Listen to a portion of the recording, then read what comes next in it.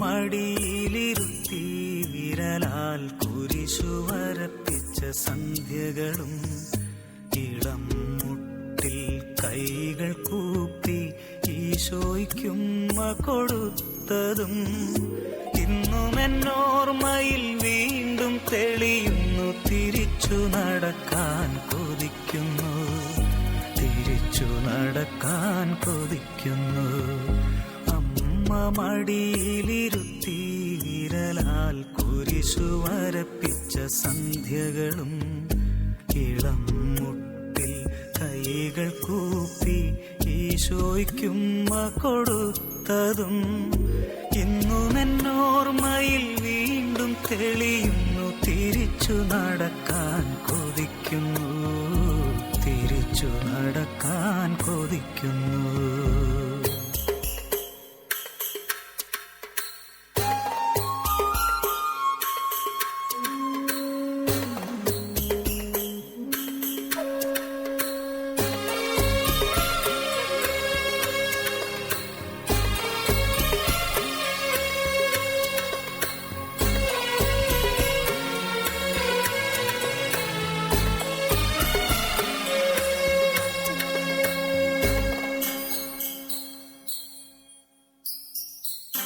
തൂവെള്ള വസ്ത്രവും മുടിയും ചാർത്തി പുലരിതൻ പൂക്കളും കൈകളിലേന്തി, തൂവെള്ള വസ്ത്രവും മുടിയും ചാർത്തി പുലരിതൻ പൂക്കളും കൈകളിലേന്തി അൾത്താര മുന്നിൽ കൈകുപ്പി നിന്ന് ആദ്യ കുർബാന തന്നോർമ്മകളും പച്ചകടാതെ മനസ്സിൽ നിറയുമ്പോൾ തിരിച്ചു നടക്കാൻ കൊതിക്കുന്നു, തിരിച്ചു നടക്കാൻ കൊതിക്കുന്നു.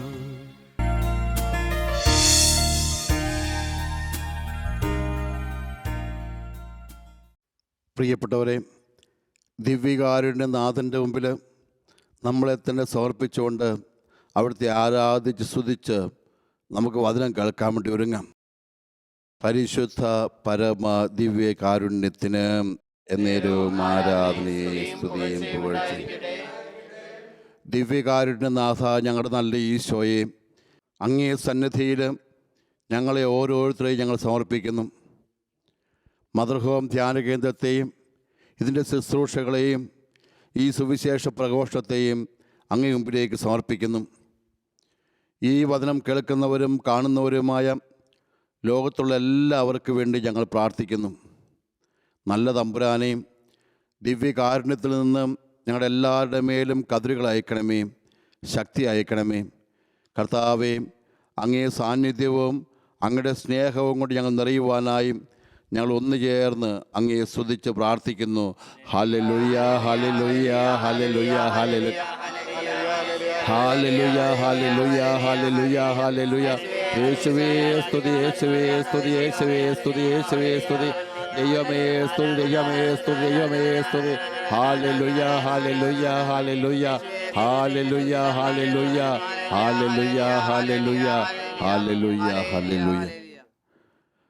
പ്രിയപ്പെട്ടവരെ, ദൈവവചനം കേൾക്കുന്ന ഈ നിമിഷം നമ്മുടെ ജീവിതത്തിനും നമ്മുടെ മനസ്സിനും ദൈവത്തിൻ്റെ സൗഖ്യവും ദൈവത്തിൻ്റെ ഉണർവും കിട്ടട്ടെ എന്ന് ഞാൻ പ്രാർത്ഥിക്കുന്നു. ഹല്ലേലൂയ. വചനത്തിലൂടെ ജീവിതത്തെ നവീകരിച്ചെടുക്കാൻ കർത്താവിൻ്റെ ആത്മാവ് നമ്മളിൽ പ്രവർത്തിക്കുകയാണ്. ഈ നിമിഷം ദൈവത്തിൻ്റെ ആത്മാവ് കടന്നു വന്ന് ഈ വചനത്തിലൂടെ നമുക്ക് നേർവഴി കാണിച്ചു തരാൻ വേണ്ടി നമുക്ക് ആഗ്രഹിക്കാം. Hallelujah, hallelujah. സ്വർഗരാജ്യം ലക്ഷ്യമാക്കിയുള്ള യാത്രയിൽ ബലഹീനരും പാപികളുമായ നമ്മൾ ചില കെണികളിൽ പെട്ടുപോകുമെന്ന് ഈശോ നമുക്ക് താക്കീത് നൽകിയിട്ടുണ്ട്. ചില കാര്യങ്ങൾ യാഥാർത്ഥ്യമാണ് എന്ന് വിചാരിച്ച് നമ്മളതിൽ ആവോളം മുഴുകിയിരിക്കും. കുറച്ച് കഴിയുമ്പോഴായിരിക്കാം ഇത് വെറും മിഥ്യയാണെന്ന് തിരിച്ചറിയുന്നത്. ആ തിരിച്ചറിവ് വരുമ്പോഴേക്കും നമ്മൾ ഇത്തിരി വൈകി കഴിഞ്ഞിരിക്കും. അപ്പോഴേക്കും നമ്മുടെ പുറകെ ഓടിയവരും ലക്ഷ്യത്തെത്തിക്കഴിഞ്ഞിരിക്കും എന്ന് നമ്മൾ എന്നും ഓർത്തിരിക്കേണ്ടതുണ്ട്. ഹല്ലേലൂയ. നമ്മൾ സ്കൂളുകളിൽ പഠിച്ച ആമയുടെയും മുയലിൻ്റെയും കഥ ഓർത്ത് നോക്കുക. ഏറ്റവും നന്നായി ഓടി വന്ന മുയൽ തിരിഞ്ഞു നോക്കുമ്പോൾ അറിയുന്നു ആമ പുറപ്പെട്ടിട്ടേ ഉള്ളൂ. ആമ വരാൻ വൈകുമെന്ന് വെച്ച് ഈ മുയൽ ഒരു സ്ഥലത്ത് കിടന്ന് ഉറങ്ങിപ്പോയി. ഇത്ര നേരം വിശ്രമിച്ചിട്ട് പോകാമെന്ന് വെച്ച് കിടന്ന് ഉറങ്ങി. ഉറക്കം കഴിഞ്ഞ് ഉണർന്നുമ്പോഴാണ് അറിയുന്നത് ഇതാ ആമ ലക്ഷ്യത്തെത്തി കഴിഞ്ഞിരിക്കുന്നത്. ആ ഉറക്കമാണ് മുയലിന് ഒന്നാം സ്ഥാനം നഷ്ടപ്പെടുത്തി കൊടുത്തത്. പ്രിയപ്പെട്ടവരെ, മുയലിന് അറിയാമായിരുന്നു ഓടിയെത്തണമെന്ന്. മുയലിന് അതിന് കഴിവുണ്ട്, മുയലിന് ബുദ്ധിയുണ്ട്. പക്ഷേ ഉറങ്ങാനുള്ളൊരു പ്രലോഭനം വന്നപ്പോൾ അതിൽ പെട്ടുപോയപ്പോൾ എല്ലാ കാലത്തും കഥയിലെ ദുരന്ത കഥാപാത്രമായി ഒരു മുയൽ മാറി. ഇതുപോലെ നമ്മളിൽ പല ആളുകളും ലക്ഷ്യത്തെത്തണമെന്ന് നമുക്കറിയാം, സ്വർഗരാജ്യത്തിലേക്ക് പോകണമെന്ന് നമുക്കറിയാം. പക്ഷെ ചിലപ്പോഴൊക്കെ നമ്മുടെ മനസ്സിലുണ്ടാകുന്ന ചില ചിന്തകൾ കൊണ്ടും ചില പ്രവർത്തനങ്ങൾ കൊണ്ടും നമ്മൾ വഴിയിൽ തോറ്റുപോകുന്നു എന്ന് നമ്മൾ എന്തും ഓർത്ത് വെക്കണം. ഹല്ലേലൂയ. ഈശോ പഠിപ്പിച്ചു, സുഖലോലുപത, മദ്യാസക്തി, ജീവിത വ്യഗ്രത, ഇവ നിങ്ങളെ തോൽപ്പിക്കുന്ന കണികളാണ്. അതിൽ ഇന്ന് ഞാൻ നിങ്ങളോട് പങ്കുവയ്ക്കാൻ ആഗ്രഹിക്കുന്നു പ്രിയപ്പെട്ടവരെ, ജീവിത വ്യഗ്രത എന്നൊരു കെണിയെക്കുറിച്ചാണ്. ഈ കാലഘട്ടത്തിൽ നമ്മൾ അനേകം പേര് ദൈവരാജ്യത്ത് എത്താൻ സാധിക്കാതെ പോകുന്നത് ഈ ജീവിത വ്യഗ്രത കാരണം. അതായത് ജീവിതത്തിൻ്റെ രണ്ടറ്റവും കൂട്ടിമുട്ടിക്കാനുള്ള നെട്ടോട്ടം എന്നൊക്കെ നമ്മൾ പറയും. ജീവിക്കണ്ടേ, അതിനുള്ള കഠിനാധ്വാനമാണ്, അതിനുള്ള പരിശ്രമമാണ്. പക്ഷെ എന്ത് സംഭവിക്കും? എത്തേണ്ട സ്ഥലത്ത് എത്താൻ നമുക്ക് സാധിക്കാതെ പോകുന്നു. നമ്മൾ സ്കൂളിൽ പഠിച്ചു കേട്ടതും നമുക്കെല്ലാവർക്കും അറിയാവുന്ന ലിയോ ടോൾസ്റ്റോയുടെ പ്രസിദ്ധമായ കഥയൊന്ന് ഓർത്ത് വെക്കണം. ഒരു മനുഷ്യന് എത്ര അടി മണ്ണ് വേണമെന്നൊക്കെ ചോദിക്കുന്നൊരു കഥയില്ലേ? എന്നും ദാരിദ്ര്യവും കഷ്ടപ്പാടും പരാതിയുമായി മനുഷ്യന് മുമ്പിൽ ദൈവം പ്രത്യക്ഷപ്പെട്ട് ചോദിച്ചു, നിനക്ക് എന്താ വേണ്ടത്? അപ്പോൾ അവൻ പറഞ്ഞു, എനിക്ക് വരുമാനമില്ല, എനിക്ക് സ്വത്തില്ല, എനിക്ക് കുറേ സ്ഥലം കിട്ടിയാൽ പണിയെടുത്തുണ്ടായിക്കോളാം. അപ്പോൾ ദൈവം ഇങ്ങനെ വരം കൊടുത്തു, നിനക്കൊരു ദിവസം കൊണ്ട് എത്താൻ ദൂരം മുഴുവൻ നീ ഓടിക്കൊള്ളാൻ. ഒറ്റ കണ്ടീഷനുള്ളൂ, നീ എവിടം വരെ ഓടിയാലും വൈകുന്നേരം ഇതേ പോയിന്റിലേക്ക് എത്തണം, ഈ വട്ടം പൂർത്തിയാക്കണം. പുറപ്പെട്ട സ്ഥലത്ത് തന്നെ തിരിച്ചെത്തിയാൽ മാത്രമേ നീ ഓടിയെടുത്തതൊക്കെ അതിന് കിട്ടുകയുള്ളൂ. അയാൾ ചിന്തിച്ചു, ഇന്ന് ഓടിയെത്താമത്തോളം സ്ഥലം മുഴുവൻ അവനുള്ളതാണ്. അവൻ രാവിലെ തൊട്ട് ഓടാൻ തുടങ്ങി. 10 മണിയായപ്പോൾ ഓടിയ സ്ഥലത്തെത്തി വന്നു. അതിനേക്കാൾ നല്ല മേച്ചപ്പുറം അപ്പുറം അങ്ങോട്ട് ഓടി. കുറച്ച് കഴിഞ്ഞ് ഓടിയപ്പോൾ അതിനേക്കാൾ നല്ല ആധാർ സ്ഥലം ഇങ്ങോട്ട് ഓടി. 2 മണിയായി. കുറച്ചും കൂടെ മുന്നോട്ട് ഓടി. അപ്പം 4 മണിയായി. അപ്പോഴാണ് ഓർത്തത് വൈകുന്നേരം സൂര്യാസ്തമയത്തിന് മുമ്പ് തിരിച്ചെത്തണം. തിരിച്ചെത്തി കുറച്ച് ഓടിയപ്പോഴോർത്ത് നല്ലൊരു വയലുണ്ട്, അതും കൂടെ ഓടിയെടുത്തേക്കാം. അവരതും കൂടെ ഓടിക്കഴിഞ്ഞ് അതുകൊണ്ട് തിരിച്ചെത്താറാകുമ്പോഴേക്കും അവൻ സൂര്യാസ്തമയമാകുമ്പോൾ എത്താൻ പറ്റില്ല. അതിനിപ്പുറം തന്നെ അവൻ വീണ് മരിച്ചു എന്ന കഥ. അവൻ അവസാനം എന്ത് കിട്ടി? 6 അടി മണ്ണ് കിട്ടി. ഒരാൾക്ക് എത്ര അടി മണ്ണ് വേണമെന്ന് പ്രസിദ്ധമായ ടോൾസ്റ്റോയ് ചോദിക്കുന്നതാണ്. അവസാന ഉത്തരം 6 അടി മണ്ണെന്ന. ജീവിത വ്യഗ്രതയിൽപ്പെട്ട് ഒരുപാട് നേടാനുള്ള വ്യഗ്രതയിൽ ഓടി പരക്കം പായുന്ന എല്ലാവരും ഈ കഥ ഒന്നും കൂടെ ഓർത്ത് വെക്കേണ്ടതാണ് പ്രിയപ്പെട്ടവരെ. ഈശോയുടെ പ്രസിദ്ധമായ ജീവിത വ്യഗ്രത എന്ന കെണിയെ വ്യാഖ്യാനിച്ചാണ് ടോൾസ്റ്റോയ് കഥ പറഞ്ഞു വെച്ചേക്കുന്നത്. ഇന്ന് ആത്മീയ ജീവിതത്തിൽ പല ആളുകൾക്കും സംഭവിക്കുന്ന അപജയം ഇതാണ്. അവർക്ക് പലതിനും നേരമില്ല. വ്യഗ്രതയിൽപ്പെട്ട് നടക്കുമ്പോൾ ആത്മീയ കരുത്ത് ചോർന്നു പോവുകയാണ്. മൊബൈൽ ഫോണൊക്കെ ചാർജ് ചെയ്യുന്ന പോലെയാണ് ആത്മീയ ജീവിതം. ഇത് കറണ്ടിൽ കുത്തി ചാർജ് ചെയ്തില്ലെങ്കിൽ തീർന്നു പോകും. ഇത്ര കഴിയട്ടെ, പിന്നെ കഴിയട്ടെ, പിന്നെ കഴിയട്ടെ എന്ന് നീട്ടി വെക്കുന്ന ഓരോ നിമിഷവും നമ്മുടെ ശേഷി ചോർന്നു പോയിക്കൊണ്ടിരിക്കാം. ഈ ആത്മീയ കരുത്ത് നേടുന്നത് എങ്ങനെയാണ്? ദൈവത്തിൻ്റെ അടുത്തേക്ക് വരണം, വിശുദ്ധ കുർബാനയുടെ അടുത്തേക്ക് വരണം, ദിവ്യകാരുടെ നാഥൻ്റെ മുമ്പിലേക്ക് വരണം, അതിന് വചനം വായിക്കണം, ജപമാല ചൊല്ലണം. ഇതിലൊന്നും ചെയ്യാൻ താല്പര്യമില്ലാതെ എന്തോ നേടാനുള്ള വ്യഗ്രതയിൽ പോകുമ്പോൾ എത്രയോ വ്യക്തികൾ, എത്രയോ കുടുംബങ്ങളാണ് ഇന്ന് പരാജയപ്പെട്ടു പോകുന്നത്. ഇന്ന് നമ്മുടെ കുടുംബത്തിൽ, സമൂഹത്തിലൊക്കെ ഈ ജീവിത വ്യഗ്രത ഒരുപാട് വസ്തു ഉണ്ടാക്കൽ വ്യഗ്രതയായി മാറി. എന്തോരം കിട്ടിയാൽ തികയുന്നില്ല, അത് വേണം, അത് വേണം, കുറച്ചും കൂടെ വേണം. ഇങ്ങനെ ഓടി ഓടി നടക്കുമ്പോൾ നമുക്ക് ഏറ്റവും പ്രധാനപ്പെട്ട നമ്മുടെ ആത്മീയത നമ്മളിന്ന് ചോർന്നുപോയി. മത്തായിയുടെ സുവിശേഷം 6:19 ഈശോ പഠിപ്പിച്ച വചനമില്ലേ, നിങ്ങൾ ഭൂമിയിൽ നിക്ഷേപം കരുതി വയ്ക്കരുത്, തുരുമ്പും കീടങ്ങളോ നശിപ്പിക്കും, കള്ളന്മാർ തുറന്ന് മോഷ്ടിക്കും, എന്നാൽ സ്വർഗത്തിൽ നിങ്ങൾക്കായി നിക്ഷേപം കരുതി വെക്കുവിൻ. അതായത് സ്വർഗത്തിലെ നാണയങ്ങൾ നേടി വെക്കണം ഈശോ പഠിപ്പിച്ചു. പക്ഷേ ഇത് നമ്മൾ മറന്നുപോയി. നമ്മൾ ഇവിടുത്തെ നാണയങ്ങൾ നേടാനുള്ള വ്യഗ്രതയിലാണ്. നമ്മൾ കച്ചവടം നടത്തുന്നു, ജോലിക്ക് പോകുന്നു, ബിസിനസ് ചെയ്യുന്നു, പഠിക്കുന്നു, അതും ഇതും ചെയ്തു വെക്കുന്നു. എല്ലാം ഇവിടെ എന്തോ നേടിയെടുക്കാൻ വേണ്ടിയാണ്. പക്ഷേ ഇതിനപ്പുറത്തെ ജീവിതത്തിലേക്ക് പോകാൻ പറ്റുന്നുണ്ടോ എന്ന് ആരും ചിന്തിക്കുന്നില്ല. ഇവിടെ എങ്ങനെയെങ്കിലുമൊക്കെ സുഖമായി ജീവിച്ചാൽ മതി എന്നൊരു കെണി പിശാച് നമ്മുടെ തലയിൽ പറഞ്ഞു തന്നിരിക്കുന്നു. ഇവിടുത്തെ ഭൗതികത, ഇവിടുത്തെ ലാഭങ്ങളും നേട്ടങ്ങളും ഇത് മാത്രമേ ഉള്ളൂ എന്നൊരു കെണിയുടെ നമ്മളെല്ലാവരും പെട്ടുപോയി. അത് വൈദികരും സിസ്റ്റേഴ്സും സാധാ ജനവും സമർപ്പിതരും എല്ലാവരും പെട്ടുപോയി. എല്ലാവർക്കും ഇവിടുത്തെ നേട്ടങ്ങൾക്കുള്ള വ്യഗ്രത നടക്കുന്നത്. ആ വ്യഗ്രതപ്പെട്ടിരിക്കുമ്പോൾ അവർ ആത്യന്തികമായി അവരുടെ ആത്മീയത ദൈവരാജ്യത്തിലേക്ക് വളരുന്നില്ല. ഈശോ പഠിപ്പിച്ചു, നീ ദൈവരാജ്യത്തിൽ ദൈവത്തിൻ്റെ മുഖം കാണുമ്പോൾ മാത്രമേ നിനക്ക് സമ്മാനം കിട്ടുകയുള്ളൂ.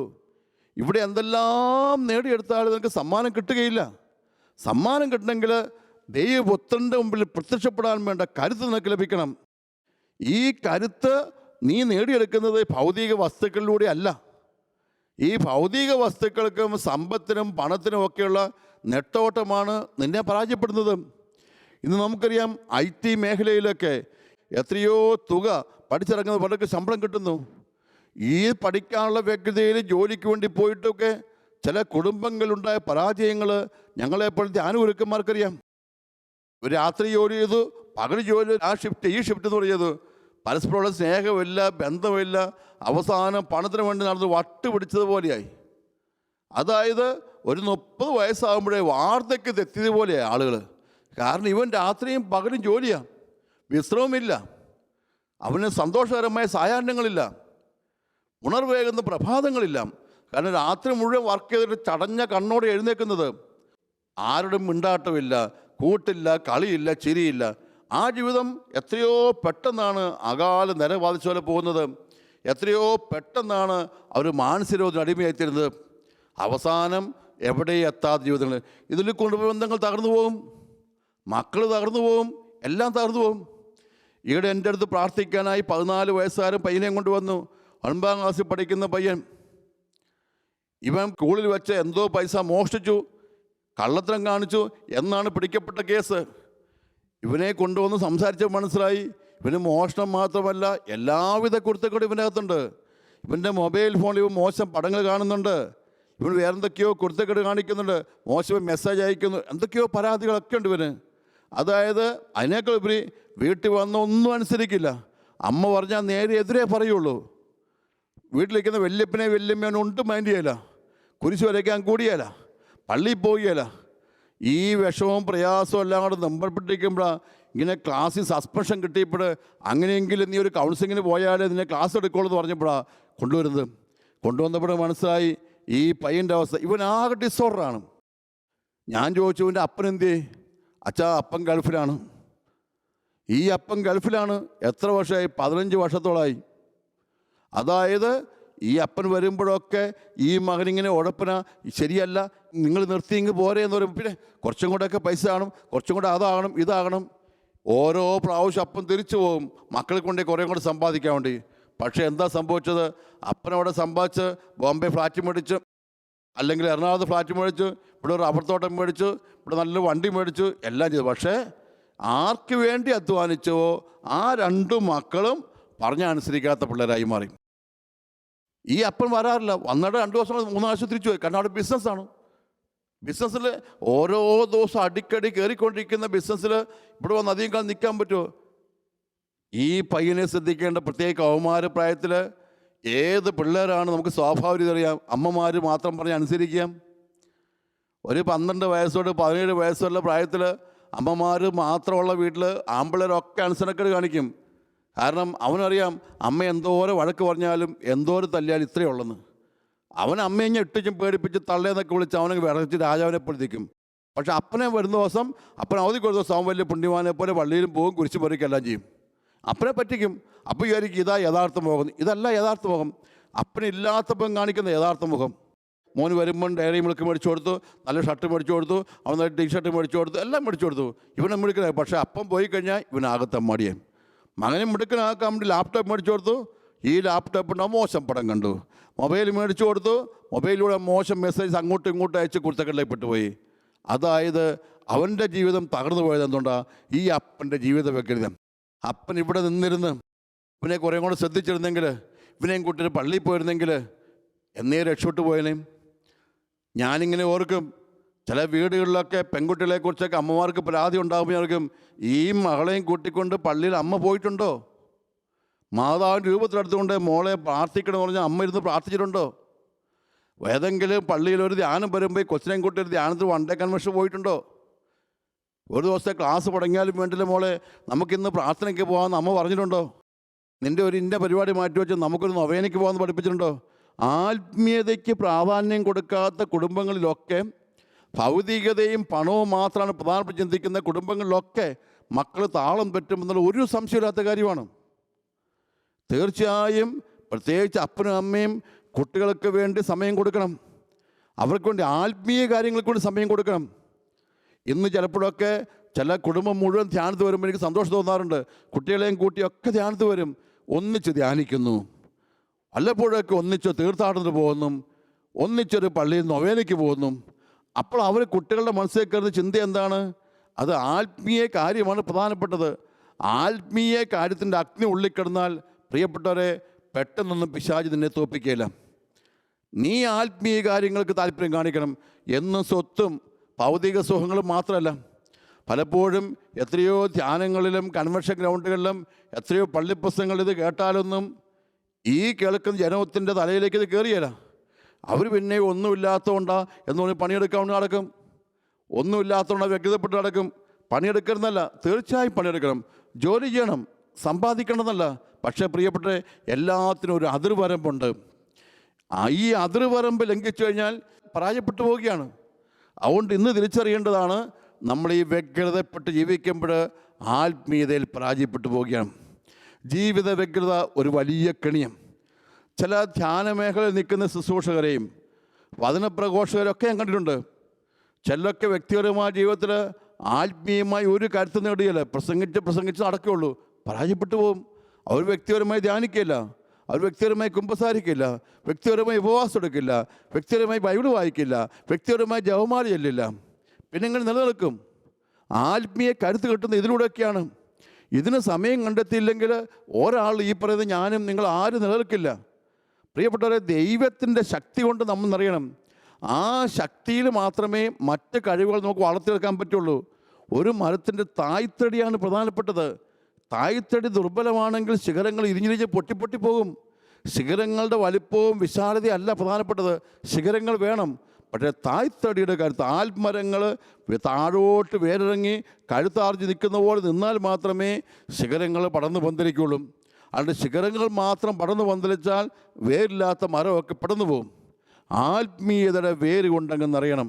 അതായത് ആത്മീയ കാര്യങ്ങൾക്ക് പ്രാധാന്യം കൊടുക്കണം. എല്ലാ മേഖലകളും, പ്രത്യേകിച്ച് പ്രിയപ്പെട്ടവരെ ഈ കാലഘട്ടം നമുക്കറിയാം. ഒരുപാട് തിന്മയും അശുദ്ധിയും കൊണ്ട് പിശാച് ലോകത്തെ ചുഴറ്റിയെടുക്കുന്ന കാലഘട്ടമായത്. നമുക്കറിയാൻ വയ്യാത്ത ഒരുപാട് തിന്മകൾ കയറി വരികയാണ്. ഒരു അന്ധകാരവും ഒരു മരവിപ്പും കൊണ്ട് നമ്മുടെ സമൂഹം നിറയുന്ന ഈ കാലഘട്ടത്തിൽ ഇതിനെ പ്രതിരോധിക്കാൻ വേണ്ടി ആത്മീയ കരുത്തേ പറ്റുകയുള്ളൂ. അതുകൊണ്ടാണ് പരിശുദ്ധ മറിയത്തിൻ്റെ പ്രത്യക്ഷപ്പെടുന്ന എല്ലാ സ്ഥലങ്ങളിലും മറിയം ജപമാല ചൊല്ലണമെന്ന് പറയുന്നത്. ഈശോയുടെ പ്രത്യക്ഷപ്പെടൽ അനുഭവം കിട്ടുന്ന എല്ലാ വ്യക്തിയോടും പറഞ്ഞു വെക്കുന്നത്, നീ വിശുദ്ധ കുർബാനയിൽ പങ്കെടുക്കണമെന്ന്, നീ ഉപവസിക്കണമെന്ന്, നീ വചനം വായിക്കണമെന്ന്, നീ ത്യാഗം ചെയ്യണമെന്ന്. അത് ആത്മീയതയുടെ കരുത്തില്ലാതെ പിടിച്ചു നിൽക്കാൻ പറ്റില്ല. നമ്മുടെ ജീവിതത്തിൻ്റെ സന്തോഷമെന്ന് പറഞ്ഞു വെക്കുന്നത് ദൈവ സാന്നിധ്യത്തിൻ്റെ സന്തോഷമല്ലേ? ഈ ഒരു തിരിച്ചറിവുണ്ടാണ്. ആത്മീയത ഒരു തീർത്ഥയാത്രയാണ്. ഈ തൽക്കാലത്തെ ലാഭങ്ങൾക്ക് വേണ്ടി ഒരുപാട് ഓടി നടന്ന് ലക്ഷ്യത്തിലെത്താൻ നമ്മൾ മറന്നു പോയേക്കരുത്. ഈ കാലഘട്ടത്തിൽ പഴയതിനേക്കാൾ കൂടുതൽ എല്ലാവരും വ്യഗ്രതയിൽ ഓടിക്കൊണ്ടിരിക്കുക. ആർക്കും തികയുന്നില്ല. എന്തോരം കിട്ടിയാൽ തികയുന്നില്ല. 10,000 കിട്ടിയവൻ 20,000 കിട്ടാൻ മോഹം, 20,000 കിട്ടിയവൻ 30,000 കിട്ടാൻ മോഹം, 30,000 കിട്ടിയവൻ 60,000 കിട്ടാൻ മോഹം. കിട്ടുന്തോറും മോഹം കൂടുന്നു. അവസാനം ഒന്നും തികയാതെ നിരാശപ്പെടുന്ന അവസ്ഥ ഉണ്ടാകും. പ്രിയപ്പെട്ട, മറിച്ച് ആത്മീയത കരുത്തുള്ള മനുഷ്യർക്ക് അവൻ്റെ ചെറിയ വീടും അവൻ സ്വർഗരാജ്യം തന്നെയാണ്. അവന് സുഖമാണ്. അതിൻ്റെ അകത്ത് 2 സാരിയുമായി ലോകം മുഴുവൻ യാത്ര ചെയ്ത മദർ തെരേസയ്ക്ക് ജീവിതത്തിൽ എന്നും സംതൃപ്തിയാണ്. ചാക്ക് വസ്ത്രം മാത്രം ധരിച്ച ഫ്രാൻസിസിന് എന്നും ജീവിതത്തിൽ സംതൃപ്തിയാണ്. ദാരിദ്ര്യവും ഇല്ലായ്മയുടെ നടുവിൽ ചെറിയ കൂരപ്പരയിലൊക്കെ താമസിച്ച വിശുദ്ധാത്മാക്കളെല്ലാം സംതൃപ്തരാണ്. പക്ഷേ എന്തോരൊക്കെ നേടാൻ വേണ്ടി ഓടി നടന്നിട്ടും പലതും കിട്ടിയിട്ടും അവസാനം ഒന്നും ആയില്ലെന്ന് പറഞ്ഞ് കടന്നു പോകുന്ന എത്രയോ പേര് നമ്മൾ കാണുന്നത്. ഈ തിരക്കിൽ നിന്നൊക്കെ മാറേണ്ടിയിരിക്കുന്ന കാലഘട്ടമാണ്. നിൻ്റെ കുടുംബത്തിന് വേണ്ടിയും നിൻ്റെ മക്കൾക്ക് വേണ്ടിയും നീ കുറച്ചും കൂടി ആത്മീയമായി ശാന്തമാവുക. ഞാൻ ദൈവമാണെന്നറിയാം. തിരമാലകളുടെ മുമ്പിൽ കർത്താവ് പറഞ്ഞ് ശാന്തമാകാനാണ് പറഞ്ഞത്. ഇത് നിങ്ങളുടെയൊക്കെ ജീവിത തിരമാലകളുടെ മുമ്പ് ഞാൻ പറയും, ശാന്തമാകാൻ ഞാൻ ആവശ്യപ്പെടും. നിങ്ങൾ പള്ളിയിൽ വരാൻ സമയം കണ്ടെത്തണം. പ്രത്യേകിച്ച് കത്തോലിക്ക വിശ്വാസപ്പെടുന്ന മുഴുവൻ ആളുകളോട് പറഞ്ഞു വെക്കും, മോനെ മോളെ, നീയും നിൻ്റെ കുടുംബത്തിൽപ്പെട്ട മുഴുവൻ ആളുകളും ഞായറാഴ്ച വിശുദ്ധ ബലിയിൽ പങ്കുചേരണം. ആ കുർബാന മുടക്കിക്കൊണ്ട് നിനക്കൊരു ആത്മീയതയില്ല. ആ കുർബാനയെ പങ്കുചേരാതെ നിനക്ക് ദൈവികത്തെ മേഖലയിൽ നിലനിൽക്കാൻ പറ്റുകയില്ല. നീ ഏത് നൊവേനയ്ക്കും പ്രാർത്ഥനാ സമ്മേളനത്തിന് പോയാലും വേണ്ടില്ല, വിശുദ്ധ കുർബാനയിൽ പങ്കുചേരണം. അതുപോലെ തന്നെ എന്ന് നിൻ്റെ ഭവനത്തിൽ സായാഹ്നത്തിൽ സന്ധ്യാപ്രാർത്ഥന നടക്കട്ടെ. ജപമാലയും പരിശുദ്ധ മറിയത്തോടുള്ള ഭക്തിയുമില്ലാതെ നിൻ്റെ കുഞ്ഞുങ്ങളെ പിടിച്ചു നിർത്താൻ പറ്റില്ല. ഈ ചരട് കൊണ്ട് നിൻ്റെ കുഞ്ഞുങ്ങളെ നീ കെട്ടിയിടണം. പരിശുദ്ധ മറിയത്തോട് ചേർന്ന് ജപമാല കൊണ്ട് കെട്ടിയിട്ടാൽ ആ കുഞ്ഞുങ്ങൾ അവിടെ നിൽക്കും, ഇല്ലെങ്കിൽ അവർ പുറത്ത് ചാടിപ്പോവും. അതുപോലെ തന്നെ നിൻ്റെ വീട്ടിലും ഭവനത്തിലും നീ വചനം വായിക്കട്ടെ, വചനം കേൾക്കട്ടെ. വർഷത്തൊരിക്കൽ നിൻ്റെ കുടുംബാംഗങ്ങളെല്ലാവരും ഒന്നിച്ചു ചേർന്ന് എവിടെയെങ്കിലും ധ്യാനത്തിന് പോട്ടെ. ഏതെങ്കിലും ധ്യാന കേന്ദ്രത്തിലൊക്കെ പോയി 4 ദിവസം താമസിച്ച് വചനം കേട്ട് നന്നായി കുമ്പസാരിച്ച് നന്നായി കൗൺസിലിംഗ് നടത്തി ഒന്ന് പ്രാർത്ഥിച്ച് നീ നവീകരിക്കപ്പെട്ടു വരട്ടെ. ഇതിനുവേണ്ടി നീ മാറ്റിവെക്കണം. ഏതെങ്കിലും നിത്യാരാധന ചാപ്പലിൽ പോയി നീ ശാന്തമായിരിക്കണ്ടേ. നീ അവിടെ പോയിരുന്ന് പ്രാർത്ഥിക്കണ്ടേ. ഭൗതികതയിൽ നിന്നൊക്കെ മാറണ്ടേ. എങ്കിൽ നിൻ്റെ ജീവിതത്തിൽ ഒരു 3-4 ദിവസം ധ്യാനത്തിനും പ്രാർത്ഥനയ്ക്കുമായി നിങ്ങൾ മാറ്റിവെക്കണം. ഭൗതികമായ വ്യഗ്രതകളിൽപ്പെട്ട് മുഴുവൻ നേരം അലഞ്ഞു നടക്കരുത്. അലഞ്ഞു നടക്കുന്നവന് ജീവിതത്തിൽ എന്നും അലയാനേ യോഗം ഉണ്ടാവുള്ളൂ. എപ്പോഴെങ്കിലുമൊക്കെ അലച്ചിലൊക്കെ നിർത്തി കർത്താവിൻ്റെ പക്കൽ അണയാൻ വേണ്ടി നീ തയ്യാറാകണം. എങ്കിലേ ജീവിതത്തിൽ നിനക്ക് ഉയർച്ചയും വളർച്ച ഉണ്ടാവുള്ളൂ. ഇന്ന് പല കുടുംബങ്ങളിലും സമൂഹങ്ങളിലും യുവജനങ്ങളെക്കുറിച്ചൊക്കെ ഭയങ്കര ഉത്കണ്ഠകളാണ്. ഈ ഉത്കണ്ഠയുടെ കാരണങ്ങളൊന്ന്, ഇവർക്ക് നമ്മൾ ആത്മീയമായ സൗന്ദര്യം കൊടുത്തിട്ടില്ല, ആത്മീയമായി കരുത്ത് കൊടുത്തിട്ടില്ല. ഭൗതികമായി എല്ലാം ഓടി നടന്നപ്പോൾ ആത്മീയതയാണ് ഏറ്റവും പ്രധാനപ്പെട്ടതെന്ന് പഠിപ്പിച്ചില്ല. മോനെ മുട്ടുകുത്തുന്നതും കുരിശ് വരയ്ക്കുന്നതും കുർബാന കാണുന്നതും നൊവേനയ്ക്ക് പോകുന്നതും ഒക്കെയാണ് മോനെ ഏറ്റവും വലുതെന്ന് ചിന്തിക്കണം. അല്ലാതെ ഡോളറുകളെ, അമേരിക്കയിലെ ജോലിയെക്കുറിച്ചും ഓസ്ട്രേലിയയിലെ നേഴ്സിംഗെക്കുറിച്ചും ഗൾഫിലെ പണത്തെക്കുറിച്ചും മാത്രം സ്വപ്നം കണ്ടാൽ പോരാ. ഭൗതികത മാത്രമാണ് ജീവിതത്തിലെ എല്ലാം എന്ന് ചിന്തിച്ചേക്കരുത്. പുറം ലോകത്തിനു വേണ്ടി മാത്രം സ്വപ്നം കണ്ടു നടന്നാൽ നമ്മുടെ കാലിലെ ചോട്ടിലെ മണ്ണൊഴുകിപ്പോൾ നമ്മൾ അറിയലും. അതുകൊണ്ട് ആത്മീയമായ ഉന്നതയിലേക്ക് ചിന്തിക്കാൻ സാധിക്കണം. ജീവിത വ്യഗ്രത വേണ്ടെന്നല്ല, തീർച്ചയായും നമുക്ക് പ്ലാനിങ് വേണം, പക്ഷേ അധികമാകരുത്. അമിതമായ ആക്രാന്തപ്പെട്ട് അമിതമായ ആസക്തികളിൽപ്പെട്ട് അലിഞ്ഞു തിരിഞ്ഞ് നടക്കുമ്പോൾ നമ്മളെ തന്നെ പരാജയപ്പെടുത്തുകയാണ് എന്നോർക്കണം. ഒരുപാട് തിരയുമ്പോൾ ഓർക്കണം, നമ്മുടെ ചുറ്റിലിരിക്കുന്ന ആ നന്മയുടെ വൃക്ഷത്തെ തിരിച്ചറിയാതെ പോകും. ഓടി നടക്കുമ്പോൾ നമ്മുടെ മുമ്പിൽ തന്നെയുണ്ട് രക്ഷ എന്ന് നമ്മൾ മറന്നുപോകും ചിലപ്പോഴൊക്കെ. പ്രസിദ്ധമായ പൗളോ കൊഹ്ലയുടെ ആൽക്കമിസ്റ്റ് എന്ന നോവലിൽ പറഞ്ഞ ചിന്തയില്ലേ, നീ ഒരുപാട് തേടി നടക്കുമ്പോഴും നിൻ്റെ കാലിൻ്റെ ചുവട്ടിലാണ് നിധി ഒളിച്ചിട്ടേക്കുന്നത്. അവൻ നിധി തേടി അലയുകയാണ്. അവിടെ ഇവിടെയൊക്കെ നിധി തേടി നടന്നു. നീതി അന്വേഷിച്ച് അവസാനം പറഞ്ഞു കൊടുത്ത് വരുമ്പോൾ ഇവൻ തിരിച്ചറിയാണ് ഇവൻ നിന്ന് ആ മണ്ണിന് ചുവട്ടിൽ തന്നെയാണ് നീതി കടത്തിരുന്നെന്ന്. നിന്റെ ഉള്ളിൽ കിടക്കുന്ന ദൈവത്തെ കണ്ടെത്തിയും ആ ദൈവത്തോട് ബന്ധം പുലർത്തുകയും ചെയ്യാതെ നിനക്കൊരിക്കലും വലിയ നിധികൾ കിട്ടില്ല, സന്തോഷം അനുഭവിക്കാൻ സാധിക്കില്ല. അതുകൊണ്ട് ജീവിത വ്യഗ്രതയുടെ കെണിയിൽപ്പെട്ട് പോകാതിരിക്കാൻ വേണ്ടി ജാഗ്രതയോടെ നമുക്ക് പ്രാർത്ഥിക്കാം. പ്രിയപ്പെട്ടവരെ, ഈ ലോകത്തിലെ എല്ലാ ആളുകളെയും ഓർത്ത് നമുക്കിങ്ങനെ പ്രാർത്ഥിക്കാം. കർത്താവായ ദൈവമേ, അങ്ങയുടെ സ്നേഹം കൊണ്ട് എല്ലാവരെയും അങ്ങ് നിറയ്ക്കണമേ. എന്റെ നല്ല ദൈവമേ, ഈ ജീവിതയാത്രയില് അങ്ങയുടെ സ്നേഹം ആസ്വദിക്കുവാൻ എന്നെ ക്ഷണിക്കണമേ. ഈ ലോകം നൽകുന്ന എല്ലാ വശ്യതകളിൽ നിന്ന് മാറി നടക്കുവാൻ എന്നെ ശക്തിപ്പെടുത്തണമേ. Hallelujah, hallelujah, hallelujah. സുഖലോലുപത, മദ്യാസക്തി, ജീവിത വ്യഗ്രത എന്നീ കെണികളില് വീണു പോകാതെ അങ്ങേ രാജ്യത്തിലേക്ക് നടന്നു നീങ്ങുവാനായി, അങ്ങേ തിരുമുഖം ദർശിക്കുവാനായി എന്നെ ശക്തിപ്പെടുത്തണമേ. Hallelujah, hallelujah, hallelujah. ഈ ലോകം മുഴുവന്റെയും മാനസാന്തരത്തിനും വിശുദ്ധീകരണത്തിനുമായി ഞാൻ പ്രാർത്ഥിക്കുന്നു. അങ്ങയുടെ അരൂപിയെ അയക്കുക. ഈ ലോകം നവീകരിക്കപ്പെടട്ടെ. അങ്ങയുടെ ആത്മാവിനെ വർഷിക്കണമേ. ഭൂമുഖം മുഴുവൻ നവീകരിക്കപ്പെടട്ടെ. Hallelujah, hallelujah, hallelujah, hallelujah, hallelujah. യേശുവിന്റെ ആത്മാവേ നിറയണമേ, യേശുവിന്റെ ആത്മാവേ നിറയണമേ, യേശുവിന്റെ ആത്മാവേ നിറയണമേ. ഉണർവിന്റെ അഭിഷേകം ഭക്ഷിക്കണമേ. അശുദ്ധിയുടെ കെട്ടുകളൊക്കെ പൊട്ടട്ടെ, ആസക്തിയുടെ കെട്ടുകളൊക്കെ പൊട്ടട്ടെ. ദൈവരായ ലക്ഷ്യമായിട്ട് നടക്കാൻ കൃപയേകണമേ. Hallelujah, hallelujah, hallelujah, hallelujah, hallelujah.